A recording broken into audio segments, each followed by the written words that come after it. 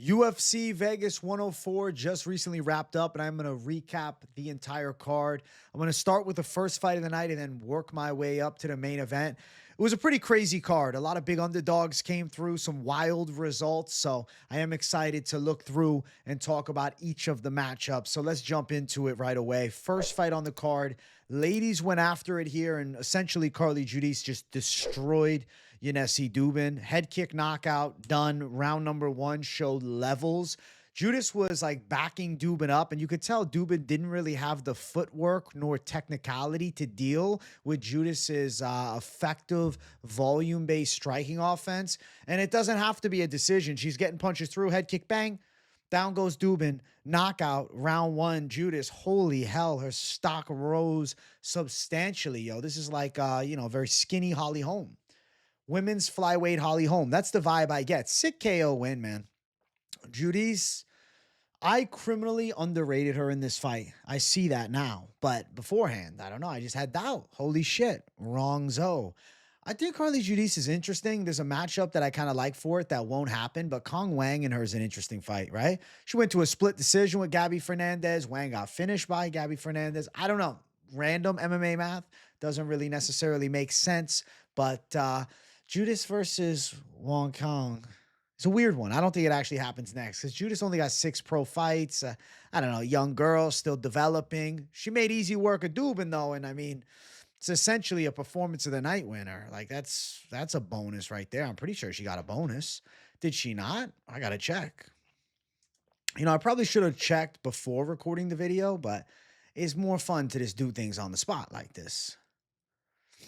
Let's see. Tapology. I think they usually have it by now on who got the bonuses and what. No, I don't know. I don't see no bonuses. No, I do. Okay. Yes. Judy's got performance of the night bonus. So she's getting that KO bonus essentially because damn, it was a sick knockout. Duben got destroyed quickly and checked pretty bad here. Let's keep running. Next fight on the card, Josiane Nunes and Priscilla Cachoeira. This fight was weird as hell from the start. Nunes was like dipping her head to try and like avoid the shots on the chin from Cachoeira, who was throwing those straights.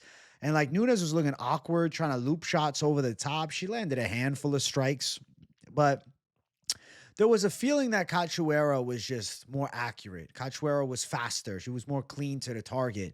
And Cachoeira did more than just land clean on the target. She flatlined Josiane Nunes with like that shovel uppercut on the inside, grabbing the back of the neck. I mentioned the uppercut from Cachoeira during the predictions is like her way to win. And yeah, she landed it. Didn't pick her though officially, but looking at it hindsight, would have been fucking fabulous to pick her as a dog. Absolute savage grit. Josiane Nunes just looks kind of awkward. I don't know. She got that weird build, short shoulders, strange. Cachoeira handled business. Every now and again, Cachoeira just looks like a fucking monster. It's just bound to happen sometimes. And Josiane Nunes was a victim, unfortunately. After the fight, Cachoeira was nice. She was talking about how she used to be addicted to some drugs. And now she's looking to start like a foundation for that back in Brazil. And she wanted the bonus. And Dana White said, yeah, here you go. So Priscilla Cachoeira also got $50K. Sick performance. It was a nice knockout in the first round. Fight card starts with the most shocking outcomes, not necessarily of who won, right? More of how they won. 2 back-to-back first-round knockouts in women's fights. Rarely do we see things like that. So this card was off to a wild start, and the wildness did not stop. But good win for Priscilla Cachoeira, ultimately, who keeps herself on the roster, and I hope she stays at bantamweight. She got no business cutting to 125 anymore. And give her more strikers. Enough of this crap. You know what? I'd be down to watch her fight Cavalcanti, who recently beat Nunes. I like that matchup. So give her more strikers. Stop giving her grapplers. For God's sake, man. Cachoeira in striking fights only, please. Thank you. Next fight, André Lima versus Daniel Barez. This turned out to actually be a really fun fight. Lima was off to a good start, throwing hard shots at Barez, backing him up. But to be fair, Barez landed some big combinations to the body, and he was still there, but he was getting slowly but surely picked apart. Ultimately, Lima was just way more of a sharp blade. I mean, look at the stats, dude. 108 to 33 strikes. Lima was super consistent with his volume striking attack. He was landing power shots. He was landing elbows on the inside, knees to the body, and ultimately, slowly but surely, broke Barez down. Then eventually got him to the ground, and then Lima capitalized and was able to lock up a sub. We saw him on the ground with Barez earlier in the fight, too, and he looked pretty strong from top position. Andre Lima is a blossoming talent at flyweight. Seems really good everywhere. Brazilian Jiu-Jitsu brown belt. He got his black belt in the cage. That's why I'm thinking black belt. So he's a BJJ black belt, nasty Muay Thai fighter. I mean, Andre Lima is essentially everything you'd want from a 26-year-old prospect. The kid has insane potential, and beating up a gritty Daniel Barez is impressive. Say what you want about Barez. He deserves to be on this roster. The UFC should not release him after this. I hope they keep him and give him more fights because he's always a fun watch and he's gritty as hell. Dude's one of the toughest individuals at flyweight. He got his ass whooped. Most guys would have fell. He could have turtled up. He could have turtled up against the cage. Lima was ripping him. Lesser guys would have turtled up.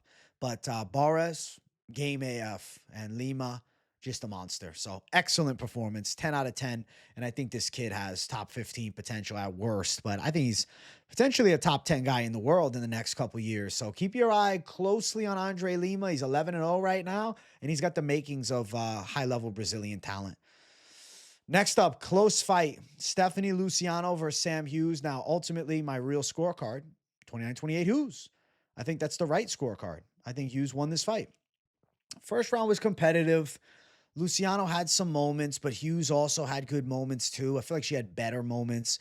Luciano, was kind of finding a flow in certain points.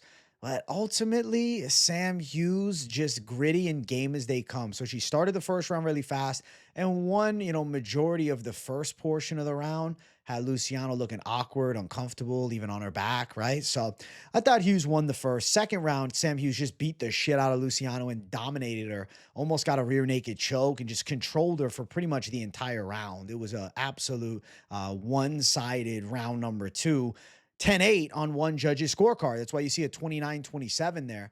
And then round number 3 commences. Stephanie Luciano wins some key exchanges and a competitive striking affair. And it definitely gave her the third round. Now, I think that the scoring of this fight was pretty fair, man. My scorecard read Sam Hughes, but I said it, you could score the first round slightly for Luciano because of how she finished, but more of the round, and especially the initial part of the round, was Sam Hughes making Luciano look very uncomfortable. And then Sam Hughes with the most dominant round, which is round 2. And then Luciano eking by in round 3.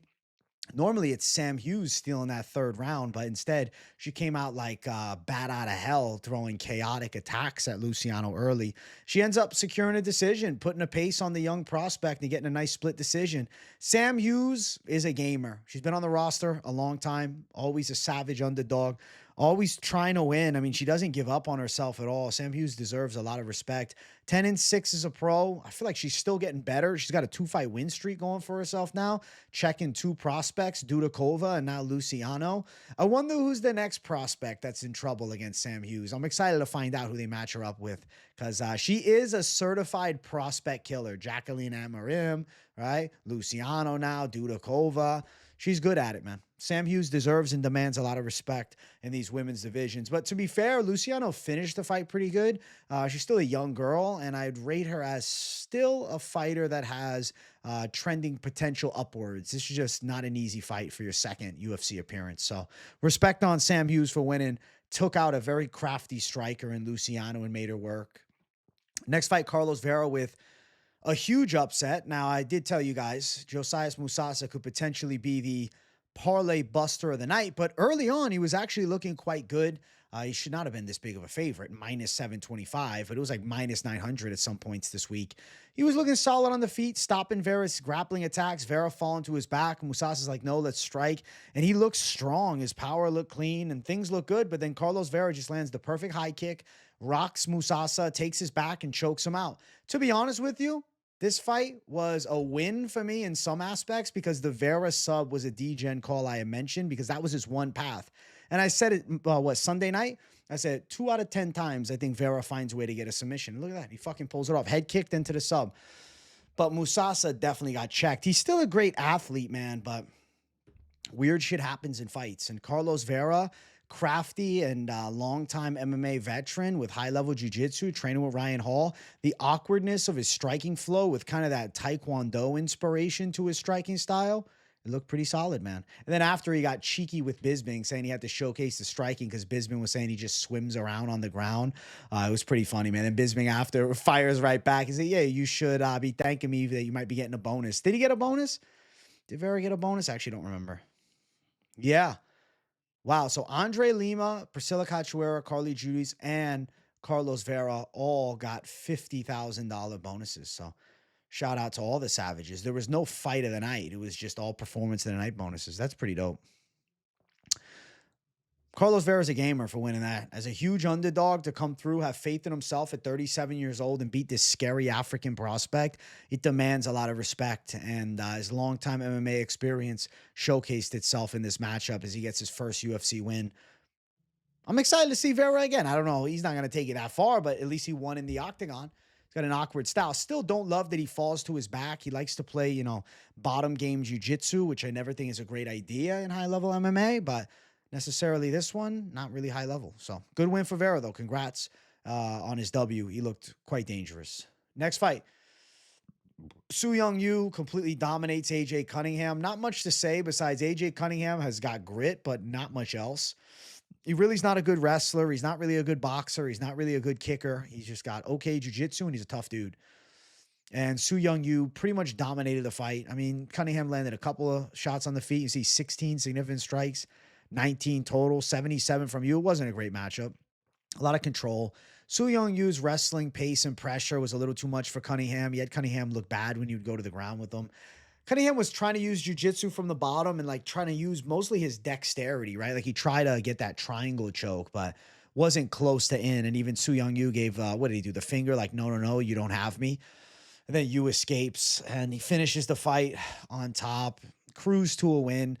Pretty dominant for Seung Yu. The Dagestan inspiration to his chain wrestling / grappling style, I think, is why the Khabib comparisons are drawn, but I don't necessarily feel he has that same level of dominance. But he does have very good pressure. He's got a good and improving gas tank, and he made it look easy against AJ Cunningham, who was hoping for a new start to his career at 135. Unfortunately, 0-2 UFC start, a bad first-round knockout loss at lightweight to Ludovic Klein, and now a lopsided decision loss to Seung Yu at 135. I'm sure they'll give him another fight because Cunningham's a tough customer, but preferably just give him a striker, man. I just want to see him kind of in like a back and forth slobber knocker. Doesn't have much hand speed, which I think is really going to hold him back. Stands up a little tall. Just not a great athlete. Okay, jiu-jitsu, though. Toughness for sure. But Seung Yu, just better. So congrats to Seung Yu getting it done. Next up, Waldo Cortes-Acosta and Ryan Spann. Waldo ended the heavyweight dreams of Ryan Spann. Ended my heavyweight dreams for Ryan Spann. I was actually sad as fuck to see Spann go out like that. First round, there was competitive and testy moments. Spann landed some big shots. Not that Waldo didn't. Waldo was throwing hard. Towards the end of the first round, Spann was looking a bit uncomfortable. There were a couple of low shots and fouls in this fight, which is unfortunate, but is what it is. Spann was looking to the ref a little bit too much in the second round, and that's when I started to feel as though potentially he was wilting mentally. And then Waldo kind of making Spann look awkward on the feet. Spann getting a little tired, and he does this like slappy shot thing, and then like awkwardly has his guard up high as he's off balance when things start falling apart. And Waldo just capitalized on it. He kept throwing boxing combos, those power looping shots, and eventually drops him with a big hook. Spann goes down, fight over. I mean, Spann was like out like this, completely out. And the ref's like trying to give him a second because there was only like 15 seconds in the round. I'm like, ref, just call it, bro. Spann's done for. He got violently chinned in the second round, and Waldo Cortes-Acosta, the hype continues to build. Now gets his second UFC KO. Head movement's pretty good. If somebody could just time a high kick, like if we can bring back Crow Cop in 2025, I think that they could catch Waldo with a high kick because he always like dips back and leans as his opponents are like trying to throw their counter shots at him. And I think a feint and then a dangerous high kick could ultimately catch Waldo on the chin, but he did showcase a chin too because Spann caught him with a big straight shot in the first. A couple of big exchanges by both, but Spann was hurt in round one. Power edge was Waldo, durability edge Waldo. And I just felt like Waldo wanted it more. That's really what showed itself here is Waldo like badly wanted to win.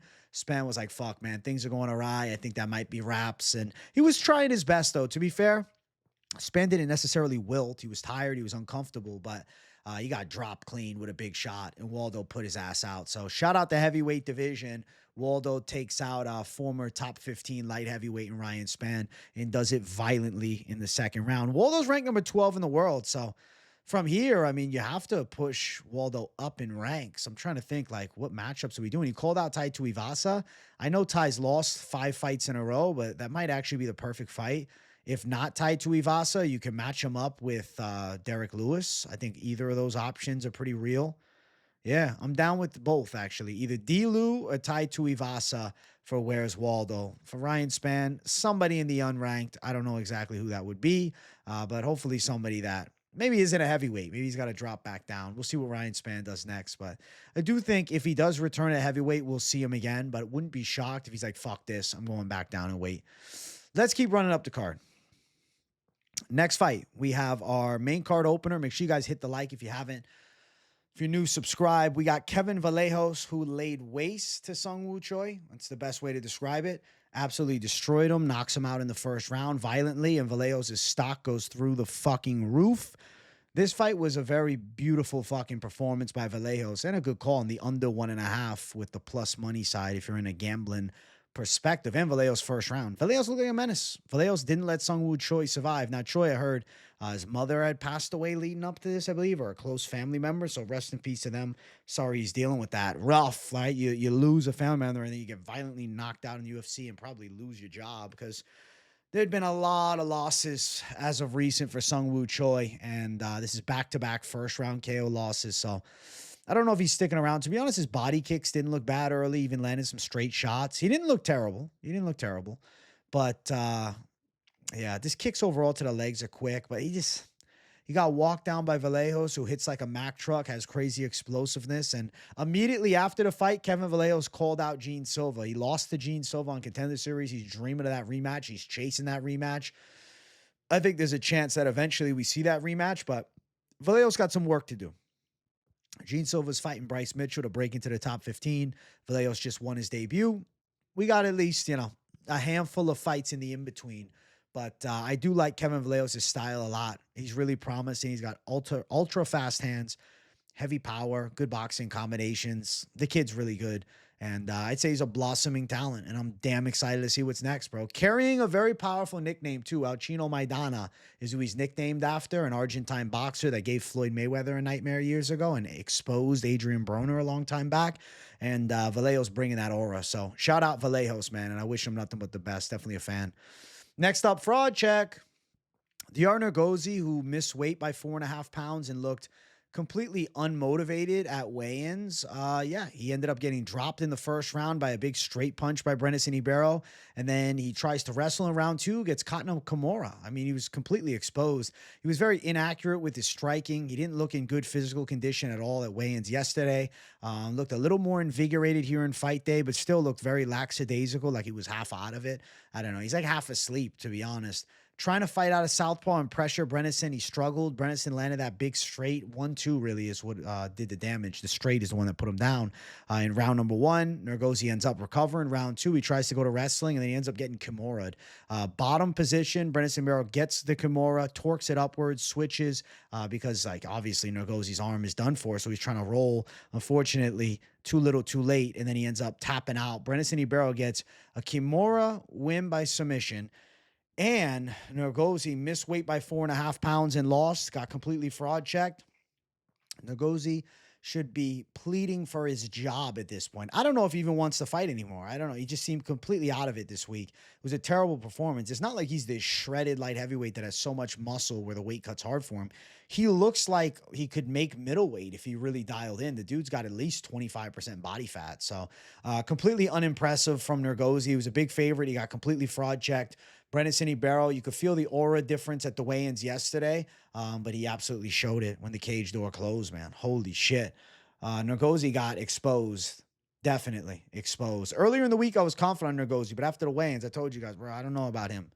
I don't know about this guy. Something's off with him. And then you can see what happened when the fucking cage door closed. Brenison Ribeiro handled fucking business. So shout out Brenison Ribeiro for a nice W for himself. And he's an interesting Brazilian to have on the roster. He's a fun watch every time.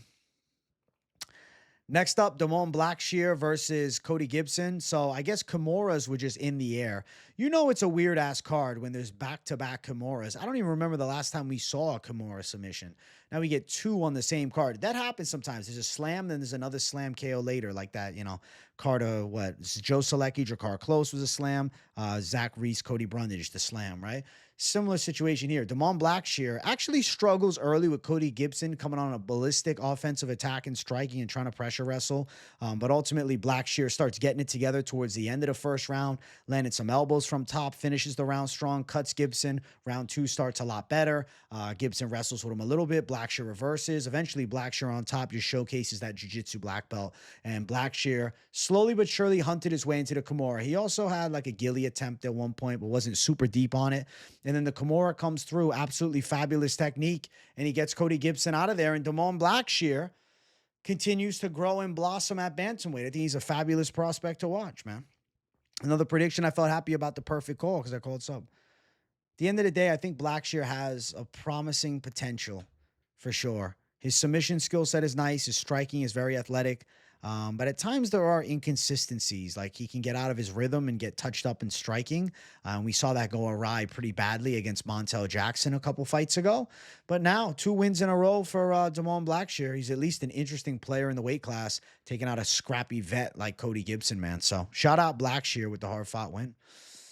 Next fight, Alexander Hernandez, Kurt Holobaugh. This fight was sad for me, because my savage dog lock was Kurt Holobaugh, and he ends up losing a gritty decision. So round one was interesting. I think that Hernandez won early portions of the round, but Holobaugh also had striking success as well, had Hernandez looking a little bit uncomfortable, even had Hernandez hit the canvas at one point in round number one. Late in the round, Hernandez shoots a takedown, Holobaugh shoots a ghillie. Holobaugh has the ghillie position, but it was not locked in, and at the very end, with about a second and a half, 2 seconds left, Hernandez did escape and throw a couple strikes. So that first round becomes kind of a coin flip to score. I felt like Holobaugh eked it out just by a tad, but I couldn't sit here and argue hard that it's absolutely Holobaugh's round and you couldn't see it the other way, because Hernandez did have some successful moments too. Round number two, Kurt Holobaugh walked Hernandez down and bullied him in striking. But towards the end of the round, Kurt Holobaugh showcased his weakness that just seems to not be going away, that he doesn't know how to wrestle. It blows my mind how he's not a good wrestler. He does a ton of jiu-jitsu. He's creative with his jiu-jitsu, but my God, the wrestling is subpar. He's on his back. He looks for that like deep half, controlling the leg, controlling the arm attempt to maybe threaten with a triangle or an arm bar. Nothing was there. Hernandez was able to control the final portion of the second round. A little bit of ground and pound, but not immense damage.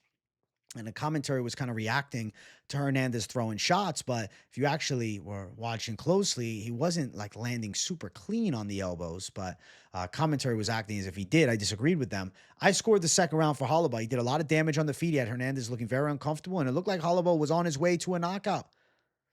Round number three. Now Hernandez sees the weakness and he smells blood. He's like, Holobaugh can't wrestle. Taken down. Now, this round, to be fair, Holobaugh did fight back up to his feet after getting controlled for a bit and peppered on. Holobaugh gets back up to his feet, but nothing doing. He's on the ground again. It was just bad. It was just bad. And he got outworked, at the final moments of the fight by Hernandez. He's trying to throw hard. I respect Holobaugh for giving it hell. But at the end of it, after seeing him get pretty much, controlled and blanketed on the ground, granted, there were some shots, too, from Hernandez. I'm not trying to shit on him. I was not confident going into the decision read.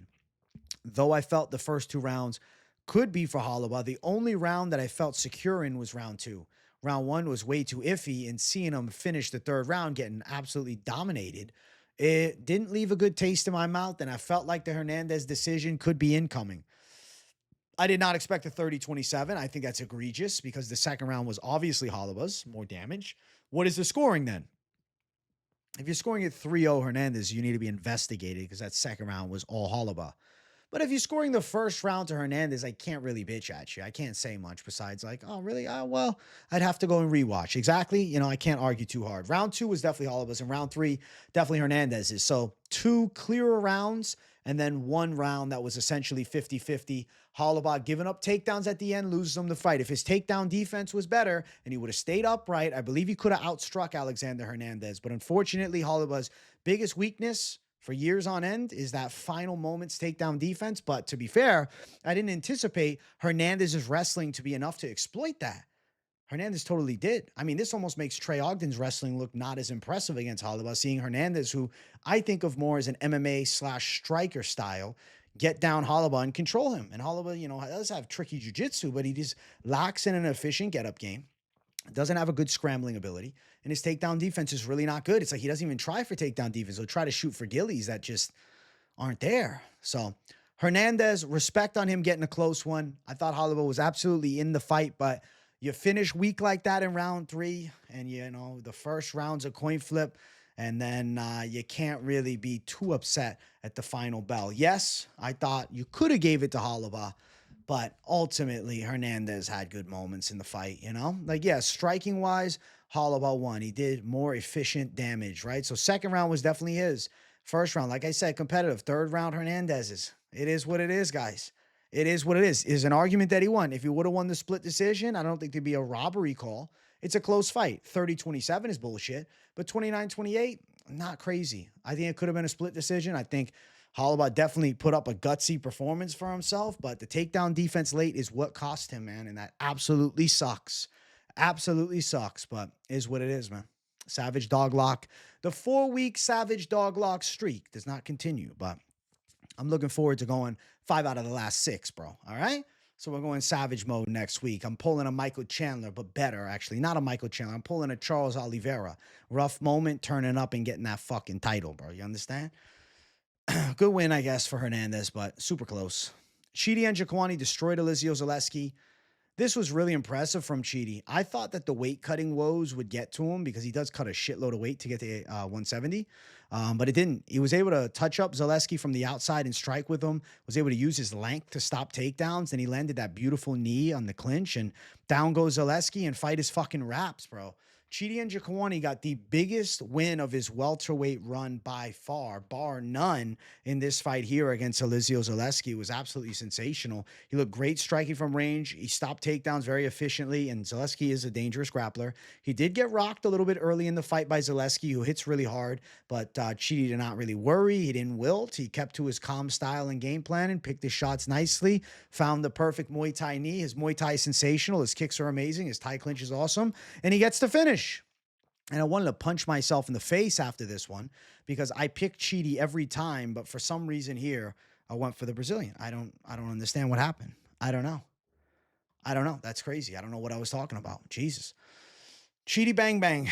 Chidi bang bang. Sorry for using the Lord's name in vain. I'm sorry. All right. Amen to the one Lord. But listen, I think that Chidi and Njokuani is good at welterweight. I don't know who they're going to give him next, but he just beat a guy who's kind of a staple of the top 25, right? Like, he's kind of a staple. Chidi and Njokuani is up there. Is it crazy to give him Bonfim? That'd be a cool fight. Could also give him the Nicholas Dalby, Randy Brown winner. Not opposed to that either. Even a Brian Battle fight would be kind of cool. There's definitely a handful of dope fights for Chidi and Njokuani, and I am very excited to see what the UFC decides. For Zaleski, he'll still be on the roster, but not a good look getting knocked out here. More like fun fights for him. I don't have an exact name, but shout out to Chidi Bang Bang for, missing the weight, but then getting a violent finish. And he said that he wanted to cut that last pound, but the doctor said no. So hopefully next time he's on weight. If not, he's going back to 85, but he's on a 3-fight win streak of 170. That the man respects. 6-3, long ass reach. Chidi's a freak at 170. If he looks as strong as he does every time at 170, if he can look this strong at 171, not missing weight, he's a problem for any of these unranked guys. Main event. The Italian dream comes to an end, bro. That's it. Italian MMA is officially dead. I mean, it never really was alive, but it's more dead than ever before. What do we got? Zacchini, Vettori. Who the fuck is left? We had Alessio Sakara back in the day. My God, when are we going to get the real life Rocky of MMA to come from fucking Italy, bro? What the hell, man? What the hell? Dolidze did his thing. Listen, the way I scored this fight is I said, okay, Vettori had some moments, right? I thought that he eked out the first round in a competitive manner, but obviously the judges disagreed. I thought that Dolidze looked quite good in that second round as well, just landing more efficient shots and kind of their wild exchanges. Kind of a rinse and repeat to the first fight, but 5 rounds, and now Dolidze's stronger. It's like Dolidze, he upped his game just a tad. The aura's a little higher, the XP's a little heavier. He's like, I don't know, 10% better version, whereas Vettori keeps doing the same shit. Third round, Vettori had Dolidze badly hurt, though, and even had Dolidze panic shooting after rocking him, right? He had Dolidze on wobbly legs, big time. Had him on Queer Street to Maine, throwback. At the end of the day, he didn't finish. He didn't blitz for the finish. He didn't overly push for the finish. Not that he should have, because he still got 2 rounds left, but Dolidze, tough customer, is able to recover. So Vettori takes the third round. So my scorecard reads round 1, round 3, Vettori, 2 for Dolidze. Round 4, Dolidze, bigger strikes, backing Vettori up, making him uncomfortable, landing cleaner shots, decent kicks in the mix too. Very versatile striking attack, and Vettori just was inaccurate after that point. Landed a couple shots. I'm not saying he didn't land anything, but got outworked in that 4th round. And then in the final round, it all comes down to this. Vettori's looking okay early in the final round, but he couldn't get his flow on. I don't know. Dolidze was just throwing harder, landing cleaner, threatening with high kicks. And even though Vettori's blocking him, there's a lot of force on the arms, right? It's like dead arming Vettori. And Dolidze and him both are throwing hard shots. I mean, Vettori's holding his ground, standing right in the center, but just can't win the battle of the exchange. There's significant shots on both sides, but more for the side of Dolidze, better shots for the side of Dolidze. He had Vettori a little bit uncomfortable, landing clean strikes, even landed a front kick to the face at one point. The final bell rung, and I knew who won. It was definitely Roman Dolidze. He put a stamp on it by finishing the fight hard as fuck, and I thought he had done enough. He had an efficient work rate and good volume striking attack, landing some bombs. He throws some weird strikes. He even landed that spin elbow in the later rounds. I think it was the 4th or the 5th. Dolidze, he's definitely gotten better, man. He's strong as fuck. He's got a good gas tank now, too. Awkward lead hand slap that he does sometimes after throwing his looping hook that he likes to do. He throws like this chaotic looping hook, absolutely spams it, but sometimes he follows it with a back fist, not a spinning back fist, a legit back fist. He's unorthodox with his striking flow, but he's a big, strong middleweight who's got a good gas tank and punches hard, and he was able to outwork Vettori. Vettori had that great 3rd round, but outside of that, it was, mostly the Dolidze show throughout, and he takes home a unanimous decision and gives Vettori an L and avenges his loss. Dolidze is kind of on fire right now. I mean, you look, 7 out of his past 9, he's won. Lost to Vettori that he just avenged, then a majority decision against Imavov. Dolidze's in an interesting spot. After the fight, he calls out Rob Whittaker and he calls out Adesanya. Don't know about either one of those. I don't know. Is it a stretch to say give him Jared Cannonier? Maybe they won't. They'll be like, no, Cannonier is not getting him. But Dolidze Cannonier could be kind of cool. I'd be interested to see that fight. I could see Dolidze catching Cannonier with something crazy, one of those sweeping hooks that he likes to throw. But Cannonier is definitely going to have that explosiveness and speed edge. So that's a fight that would be weird and cool and fun to see, but I don't know if the UFC will go through with it. But what I do know is Dolidze handled Marvin Vettori. Now the questions are in, is Vettori's shoulder still hurt? Looked all right. Looked all right to me. Didn't look awful. Looked like it was still there. It looked like that was Vettori that we knew, just Dolidze was better. And he outworked him over the 5 rounds. Now, you could say ring rust, this and that. Nah, I just think Dolidze's a bit better. Dolidze got better since their last fight. Vettori looked exactly the same. He hasn't improved since then, whereas Dolidze has. And that's where it's like age is not a linear thing in fighting. Oh, he's 36, so he's going to be worse. Not necessarily. 36 and comes back looking better each and every time. Dolidze, on this nice 3-fight win streak, he's an interesting contender at 185. I don't know if he ever smells a world title shot. But an Adesanya fight isn't out of the realm of possibility. That is a possibility, especially seeing Adesanya taking L's on L's on L's. The Whittaker fight seems less likely. I think Whittaker versus Barrio or Whittaker versus Strickland much more likely. The Cannonier fight is also a cool option, but, Cannonier kind of fizzled out of the top. Now, for Vettori, there's an easy fight to book for him. Vettori, Brendan Allen, as soon as possible. Please book that fight. Allen coming off losses, Vettori coming off losses. They got into a street fight in Vegas. I want to see them fight in the cage. Easy fight to be made. Doesn't have to be a main event. Probably isn't a main event anymore. Maybe a co-main event of a fight night at the Apex. I don't know. Put it in a stadium. I don't know. Featured fight of the night on like a legit fight night card. I don't think it's a bad idea. I definitely think Allen and Vettori could be linking probably towards August. I like that. I hope that they do Allen and Vettori. Give them both a little bit of a breather. You know, recent loss for Allen is Hernandez. Give him a little break, and then let's have them fight one another. For Dolidze, another option maybe is Fluffy Hernandez, but after handling Vettori, who was ranked, number 8 in the world, inside that top 10, I kind of favor the other matchups more so for him as opposed to doing, a matchup against somebody ranked behind him, right? Because coming off a win against Vettori, say what you want about Vettori, it's still a solid W to have, and Dolidze just avenged the loss, and his only other L recently is to Imavov, who's top caliber and just came off a massive win over Adesanya and had beaten Cannonier. Early stoppage for sure, still beaten Cannonier before that. So things are interesting at middleweight, and Dolidze has become a top player. The dude's got fucking grit. He's in insane shape. He's just a freak of freaks, and his grappling is really good. Didn't showcase it here because at the end of the day, him and Vettori engaged in more of a kickboxing fight. Only at one point, Dolidze shot a little bit after getting badly rocked, but no takedown was landed. Vettori does got the iron hips, and he still has that iron chin that hasn't been tested. But at the end of the day, it was outworked and beat up over the 5 rounds. So shout out Roman Dolidze for the main event win. This was me just getting my ass kicked as far as the picks went. Like, I feel like I lost the fight today. I feel like I went out in the cage and just got the absolute piss kicked out of me, dude. Holy hell. We'll start it off from the bottom and then work our way up. Bump, bump, bump, bump, bump. Give me a second, all right? I'm closing these out so I can just quickly breeze through it. All right. So.